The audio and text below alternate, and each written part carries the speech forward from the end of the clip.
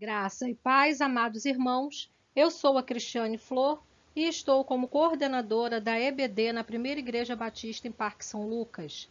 Oremos. Senhor Deus, te pedimos que fortaleça em nós o desejo de te adorar e de te servir, Senhor. Que sejamos fiéis a ti como o Senhor é fiel para conosco. Essa é a nossa petição. Em nome de Jesus. Amém.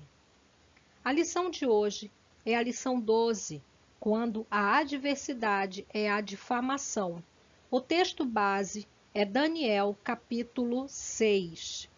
Então eu peço aos irmãos que leiam todo o capítulo 6 para que vocês tenham uma melhor compreensão, sobre o estudo da revista, conhecer mais sobre a vida do profeta Daniel, A vida de Daniel, ela nos inspira pelo seu exemplo de fé e temor, respeito, honestidade e principalmente fidelidade a Deus. Uma vida de relacionamento e experiências profundas, permitindo que Deus forjasse o seu coração ao ponto de ser reconhecido como homem íntegro e de espírito excelente. Mesmo estando Daniel inserido numa cultura pagã, permaneceu firme e temente a Deus.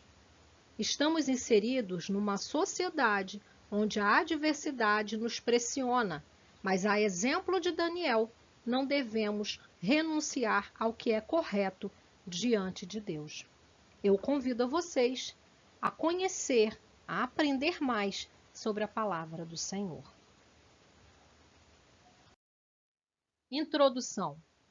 Daniel era um jovem hebreu, filho de pais hebreus, pertencentes a uma linhagem real de Judá, ou pelo menos da alta nobreza de Israel. Você pode ler em Daniel, capítulo 1, versículo 3. Quando a Babilônia toma Judá e saqueia Jerusalém por volta de 587 a.C., Daniel, com idade entre 12 e 16 anos, foi levado cativo como muitos outros jovens também nobres. Na Babilônia, juntamente com outros companheiros com qualidades semelhantes a ele, Daniel foi educado para o serviço no Império Babilônico, sendo instruído sobre a língua e a civilização dos caldeus. Você pode ver em Daniel, capítulo 1, versículo 4.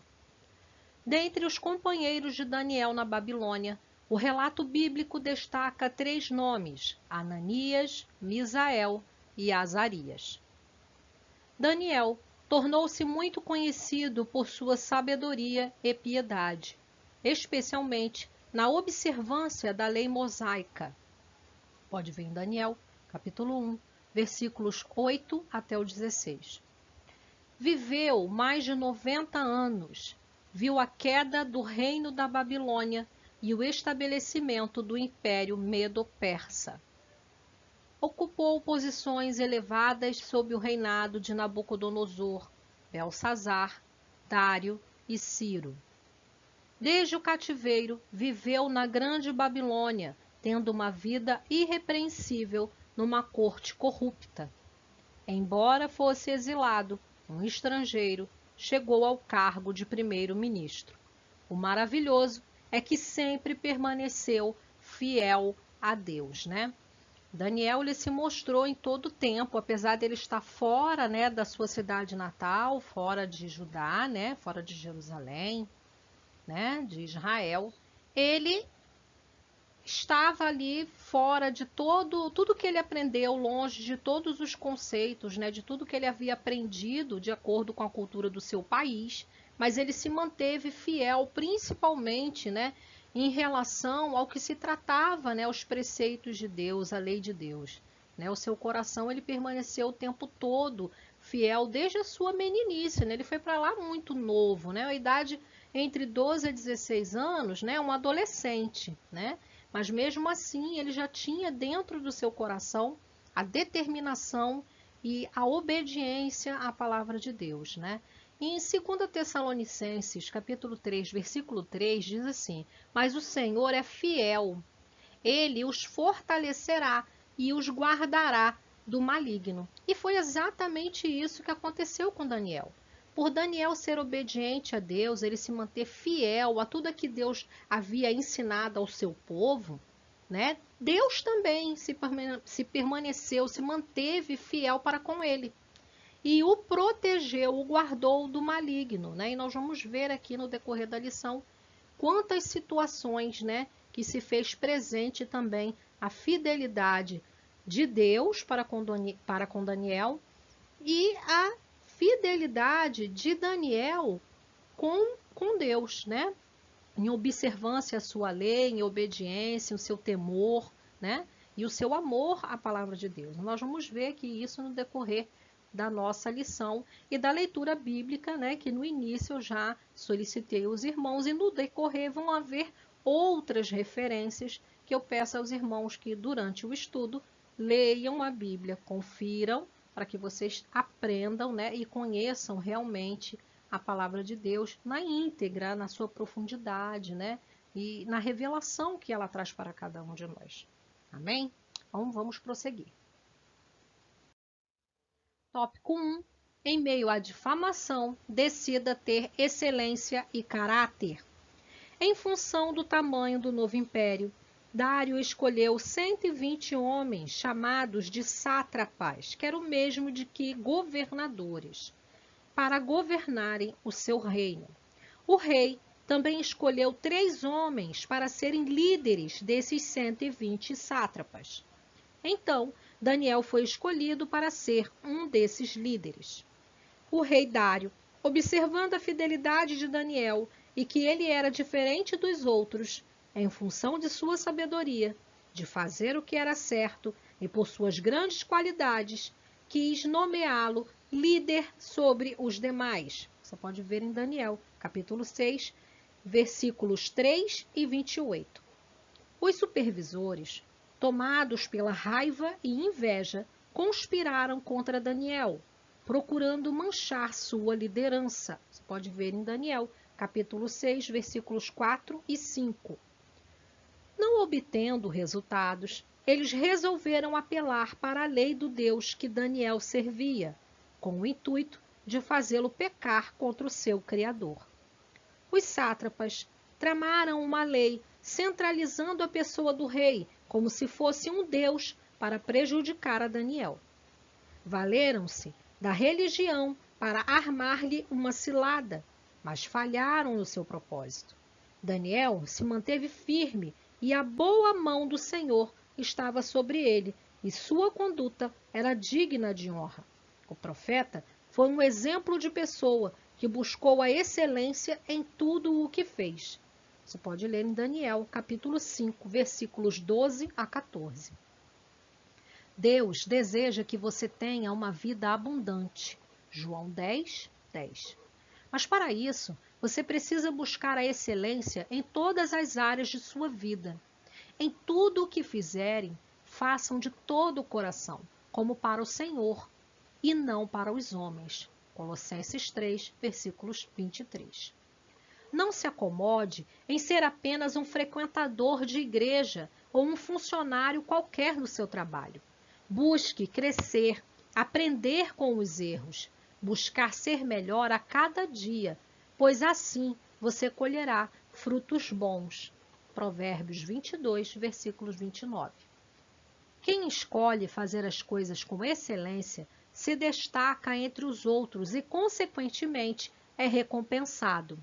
Deus está procurando pessoas que possuem determinadas qualidades. Vejamos quais são. Primeiro, que honrem seus compromissos, que sejam honestos, justos e de boa índole. Então, essas pessoas precisam ser compromissadas, sejam honestas, precisam ser justas, né? Ter uma boa índole. Pode ler em Salmos 101, versículo 6. Segundo, com caráter e palavra, né? Leiam Mateus, capítulo 5, versículos 37. Pessoas corretas aos olhos do Senhor, mas também aos olhos dos homens. Leiam 2 aos Coríntios, capítulo 8, versículo 21. Que sempre honram o nome que têm. A boa estima vale mais que prata e ouro. Leiam Provérbios 22, versículo 1. Lembrem-se, vocês podem perder bens, saúde, família, mas nunca percam o seu caráter. Tópico 2. Em meio à difamação, decida manter seu relacionamento com Deus. A fé revelada nessa provação foi gloriosa. Daniel sabia que sua vida estava correndo risco. Porém, Daniel possuía uma comunhão amadurecida com Deus. Ele já havia experimentado atributos sobrenaturais, como o entendimento e sabedoria acima de todos os outros sábios da Babilônia. Daniel capítulo 1. Revelação dos significados dos sonhos. Daniel 2. Seus amigos foram milagrosamente preservados dentro da fornalha ardente. Daniel 3. Presenciou o poder de Deus ao tratar com um poderoso monarca pagão, que era o rei Nabucodonosor. Daniel 4. E interpretou a inscrição feita na parede durante o reinado de Belsazar. Daniel capítulo 5. Ao ter conhecimento que o edito tinha sido assinado, proibindo qualquer petição a qualquer ser que não fosse o próprio rei Dário, não se deixou dominar pelo medo. Prostrou-se diante do Deus Todo-Poderoso. Daniel, capítulo 6, versículo 10. Não mudou seus hábitos, orou como de costume. Daniel demonstrou uma disciplina diária, a qual o ajudou a discernir que não existia nada mais importante do encontrar-se com Deus, ouvir a voz de Deus e não temer outras vozes. De fato, a oração é essencial em todas as áreas de nossa vida. Cultivar essa prática relacional com Deus, tendo uma vida de meditação na palavra e oração, é um grande desafio necessário para nos manter de pé diante das adversidades. A intimidade com Deus faz com que Ele nos dê livramentos e nos abençoe no tempo certo. Veja as passagens que denotam o nível de intimidade que Daniel tinha com Deus. Essas passagens se encontram em Daniel, capítulo 1, versículo 9, capítulo 6, versículos 22 e capítulo 10, versículo 12. Tópico 3. Em meio à difamação, decida não ceder.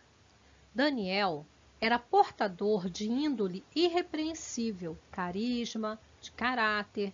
Mesmo assim, não estava imune às acusações infundadas daqueles que queriam a sua morte. Daniel 6, versículo 13. A difamação é uma potente arma de destruição capaz de aniquilar qualquer relacionamento e gerar marcas severas, podendo causar sérios prejuízos materiais, emocionais, sociais, espirituais e físicos. A vida de Daniel prova que um homem pode ser íntegro em meio à difamação. Ele não cedeu. Poderia até interpelar ao rei ou se posicionar diante dos oficiais, mas a solução foi manter-se firme e focado em Deus, desafiando as autoridades humanas, consciente de que estava amparado pela autoridade do seu Deus. A calúnia é uma mentira usada para ofender e difamar outra pessoa. A Bíblia Sagrada nos afirma que Deus odeia a mentira e, por isso, o caluniador está em pecado. Mesmo que a outra pessoa nos tenha maltratado ou falado mal de nós, não devemos usar isso como desculpa para caluniar. Jesus nos ensina em Mateus 5,44 a amar os nossos inimigos e orar pelas pessoas que nos perseguem. Quando falamos mal de outra pessoa, estamos ofendendo a Deus em primeiro lugar, porque todo pecado é uma transgressão a um mandamento de Deus. Leiam Mateus 12, versículo 36 e Tito, capítulo 3, versículo 2. Daniel não podia administrar a orquestração de seus inimigos, nem fazer o rei retroceder, nem mesmo se recusar a ir para a cova dos leões. Ele não podia tapar a boca dos leões, mas podia orar e pôr sua confiança em Deus. Cabe a nós manter-nos fiéis, velar pelo nosso testemunho e honrar a Deus com a nossa vida. Cabe ao Senhor nos livrar das garras do inimigo. Daniel creu em Deus e o anjo fechou a boca dos leões. Aqui estão 2 dicas de como responder com sabedoria e graça quando somos difamados. Primeiro, confiar sua reputação ao Senhor. Coloque sempre sua preocupação na verdade, não na aparência, e não deixe o medo ser sua motivação.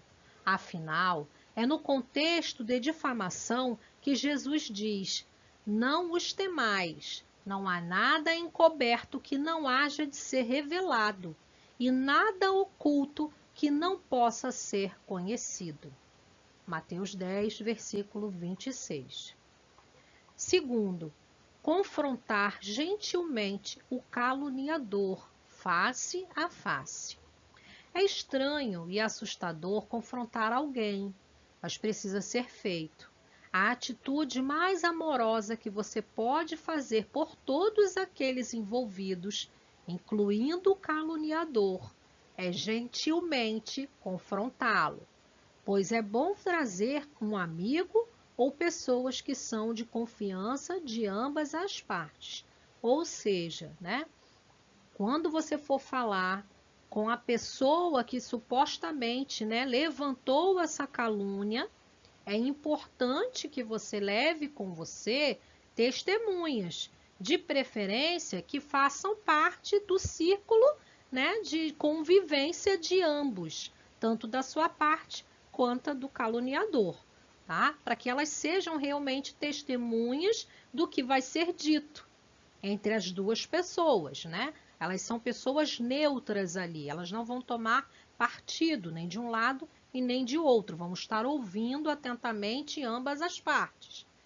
É pertinente também estar com o espírito de mansidão, Não adianta você já querendo ir armar o barraco, Vou usar esse termo aqui, Se você já for querendo armar um barraco, uma discussão, você vai perder a sua razão, E Deus, ele não se encontra ali, ele não fica presente no meio de confusão. Deus é um Senhor de paz, E de tranquilidade e de coisas entendíveis, legíveis ali, Compreensíveis e não no meio de confusão, de gritaria, de bagunça. Ele não vai estar presente naquele momento ali. Então, é pertinente estar com o espírito de mansidão. Você com o espírito de mansidão, a sua mente também vai estar clara no que você vai falar. Você vai conseguir achar palavras adequadas para expor o seu ponto de vista, E não colocar o outro em uma posição defensiva, buscando por falhas ou com um tom de acusação. Você apenas vai deixar claro aquilo que aconteceu. Como a gente falou no versículo anterior, não temas, porque não há nada encoberto que não haja de ser revelado. Se você é inocente, a sua inocência será provada, porque é Deus que vai pelejar. E se você está com o espírito de mansidão, no caso, o Espírito Santo, ele vai interceder por você e ele vai colocar as palavras adequadas na sua boca. Mas para isso você precisa realmente estar com esse espírito de mansidão voltado para Deus, tá?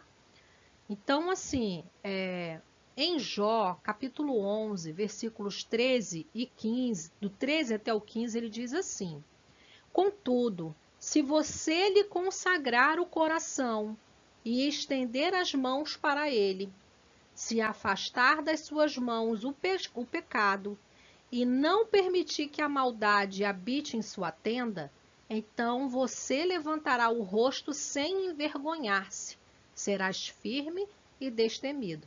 Então há aqui condições. Se você consagrar o seu coração para Deus, estender as suas mãos para Ele, ou seja, pedir, invocar a Ele, se mostrar submisso, dependente dEle. Se você afastar as suas mãos do pecado e não permitir que a maldade habite em sua vida, na sua tenda, na sua casa, na sua vida, então você levantará o rosto sem envergonhar-se. Você não vai ter vergonha das suas ações, porque na verdade você já está trilhando um caminho certo. Então a própria verdade, né, de Cristo, né, de Deus, ela vai transparecer sobre nós, né? Quando a gente está num caminho correto, é como o exemplo de Daniel. Daniel não tinha o que se envergonhar, porque ele agia corretamente, tanto diante de Deus quanto diante dos homens. Ele não tinha relacionamentos ilícitos, ele não tinha nenhum comportamento corrupto, ele era correto, honesto em tudo que ele fazia.